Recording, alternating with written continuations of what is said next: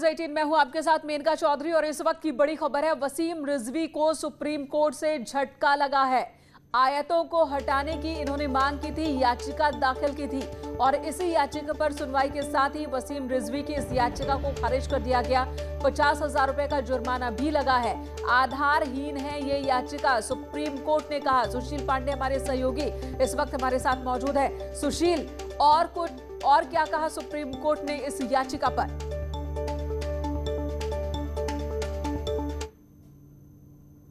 उसमें 26 आयतें जो हैं वो फिलहाल भड़काने वाली हैं और उन्होंने अपनी अर्जी में यह भी कहा कि तमाम जो देश के मदरसे हैं वहां पर बच्चों को पढ़ाया जाता है और जो बच्चे फिलहाल इन तमाम 26 आयतों को पढ़ते हैं उनको देश के लिए भड़काया जाता है। इस पर चीफ जस्टिस ने इस याचिकाकर्ता को काफी फटकार लगाई और ये कहा कि क्या आप वाकई गंभीर हैं ऐसे मामलों को लेकर कि सुप्रीम कोर्ट इस मामले की सुनवाई करे।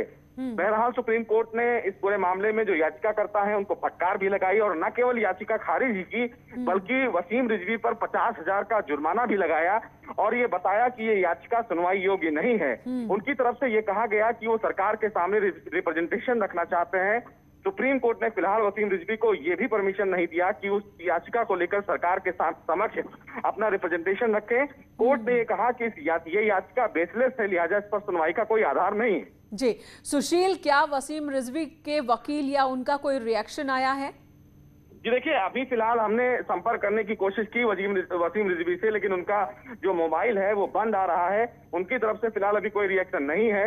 उम्मीद ये है कि थोड़ी देर बाद भले ही वसीम रिजवी मीडिया को इंटरेक्ट करें अपनी इस याचिका को लेकर, लेकिन अभी तक उनकी तरफ से कोई भी प्रतिक्रिया नहीं आई।